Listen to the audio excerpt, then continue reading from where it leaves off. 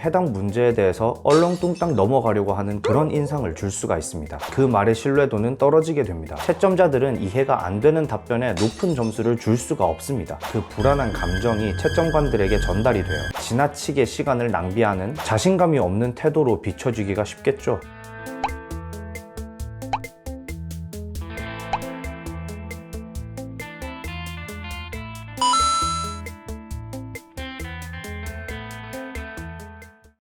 안녕하세요, 곰쌤입니다. 오늘은 알고 나서 파고드는 고득점 팁 알파고 2편입니다. 지난 영상에서 심층 면접 인풋을 쌓는 팁에 대해서 다뤘었죠. 이번 영상에서는 이렇게 쌓은 인풋을 어떻게 전달할지, 내 답변이 논리적이고 설득력이 있고 자신감이 느껴지도록 들리게 하는 팁에 대해서 알려드리도록 하겠습니다.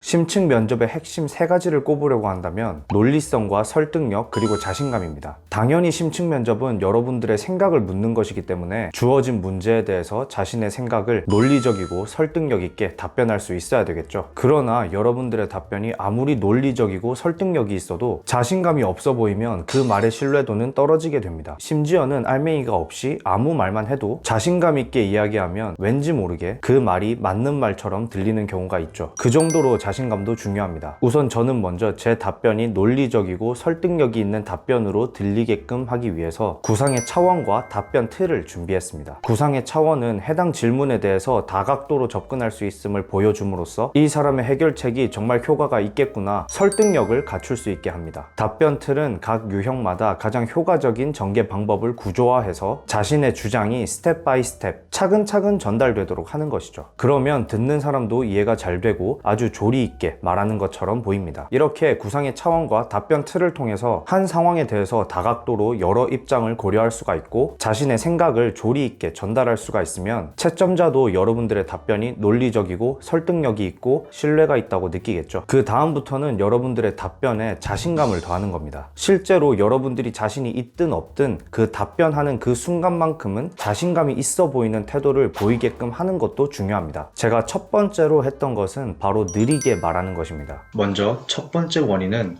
문화 차이가 교실 내에서 적절히 수용되고 있지 않다는 것입니다. 서로 다른 문화는 그 자체로 존중받아야 빨리 말하게 되면 해당 문제에 대해서 얼렁뚱땅 넘어가려고 하는 그런 인상을 줄 수가 있습니다. 이 문제 잘 모르겠으니까 얼렁뚱땅 빨리 대답하고 넘어가야지, 이런 인상을 남겨서는 안 되겠죠. 또한 느리게 말하면 채점자 입장에서도 여러분들의 논리 전개를 따라가기가 훨씬 쉬워집니다. 그러면 이해가 당연히 더 잘 되겠죠. 채점자들은 이해가 안 되는 답변에 높은 점수를 줄 수가 없습니다. 일단은 채점자들에게 우리의 생각을 이해시켜야 하기 때문에 말을 느리게 하는 것이 좋습니다. 뿐만 아니라 말을 느리게 하는 사람에게는 여유로움이 느껴지게 됩니다. 시험 상황에서 말을 빨리 하면 그 불안한 감정이 채점관들에게 전달이 돼요. 그러면 채점관들도 덩달아 긴장하게 됩니다. 채점자에게 굳이 이런 불편한 감정을 전달할 필요는 없겠죠. 말을 천천히 여유롭게 해서 여러분들의 그 안정감이 채점관들에게 전달되게 해주세요. 그러면 여러분들의 답변이 훨씬 더 안정적이고 자신감 있는 답변으로 들릴 겁니다. 자신감 있는 태도를 어필할 수 있는 그 다음 방법은 낮고 굵게 말하는 겁니다. 뉴스 아나운서 앵커분들처럼 또박또박 정확하게 신뢰성 있는 목소리로 말하는 것입니다. 이 부분을 키우기 위해서는 발음과 발성 연습이 조금 필요할 수도 있는데요. 그렇다고 스피치 학원에 등록해서 갈 필요는 전혀 없습니다. 발음과 발성은 메인 요리에 감칠맛을 더해주는 그런 부가적인 요소지, 괜히 이 부분에 꽂혀서 이 부분을 키우겠다고 스피치 학원에 등록해서 발음과 발성에 지나치게 시간을 낭비하는 그런 일은 없기를 바랍니다. 그 시간에 심층 면접 인풋을 쌓는 것이 훨씬 더 심층 면접 고득점을 위한 지름길입니다. 발음과 발성은 평소에 심층 면접 연습을 하실 때 자신의 목소리에 신경을 쓰면서 연습을 하는 걸로도 충분히 대비가 됩니다. 여기서 제가 실제로 했던 팁을 하나 알려드릴게요. 먼저 발성 부분은 자신이 가진 목소리 스펙트럼에서 가장 성량이 크고 굵은 지점을 먼저 찾아야 됩니다. 그리고 그 목소리로 계속 연습을 하는 것이죠. 선천적으로 목소리가 작은 분들이 있습니다. 그럴 때는 학생이 저기 교실 끝에 멀리 있다고 생각하고 답변을 한다면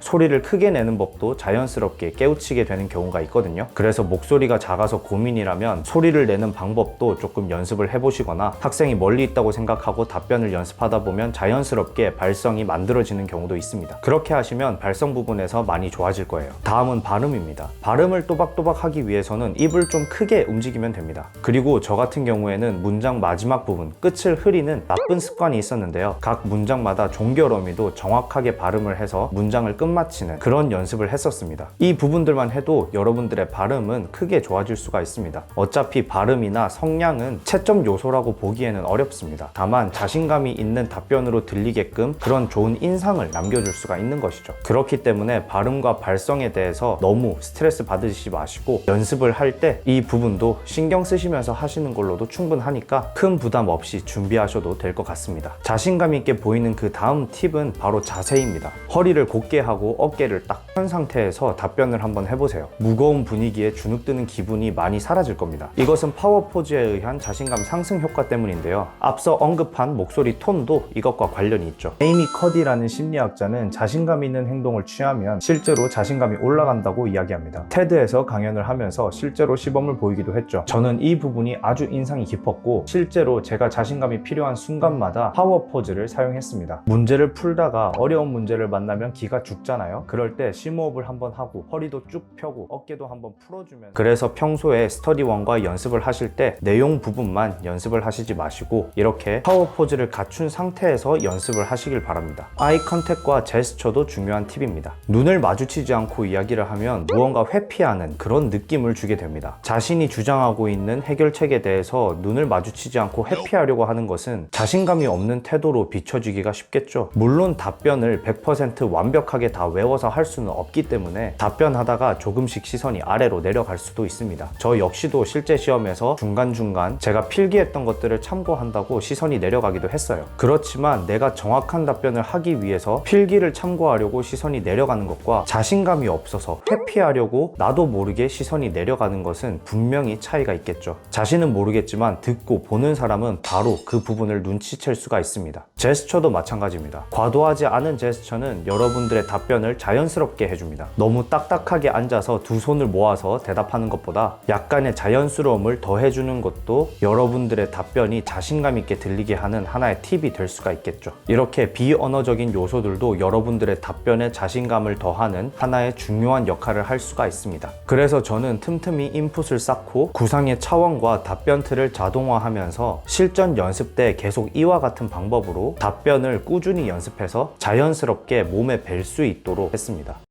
여기까지 여러분들의 답변에 자신감을 더하는 팁이었습니다. 여러분들도 심층 면접을 준비하실 때 이와 같은 부분들을 놓치지 마시고 짧은 시간 동안 효율적이고 전략적으로 준비하시기를 바라겠습니다.